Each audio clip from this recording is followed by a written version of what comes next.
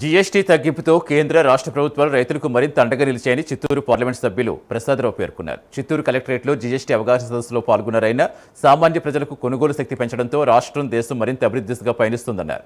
దేశంలో రైతాంగాన్ని ప్రోత్సహించే దిశగా భారీ మొత్తంలో జీఎస్టీ తగ్గింపు చేశారని ఎంపీ తెలిపారు.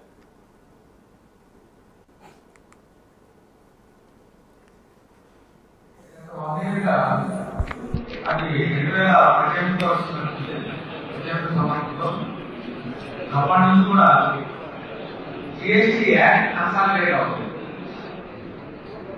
ఏదైనా ఒక చట్టం వచ్చిన తర్వాత కన్సాలిడేట్ అవ్వాలి, దాన్ని ఇంప్లిమెంట్ అవ్వాలి. ఆచరణలోకి వచ్చిన తర్వాత దాని మీద వచ్చిన సమస్యలకి ప్రభుత్వానికి ఒక వ్యూ ఉంటుంది, మన ప్రజలకు ఒక వ్యూ ఉంటుంది. ఈ ప్రజలకు ఉన్న వ్యూలో మనం ప్రభుత్వం చెప్పిన నష్టపోతే మనం అప్పీల్ చేస్తాం.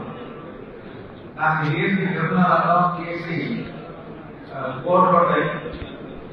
వాటిలో ఇంకా బయలుదేరి రాలేదు. ఒక నిర్ణయంలో దాన్ని ఏదైనా ఒక డిస్ప్యూట్ వచ్చి అప్పీల్ చేయాలంటే ఇంతవరకు మనకి వరంగల్ జిల్లాలో అధిక పెట్టుబడి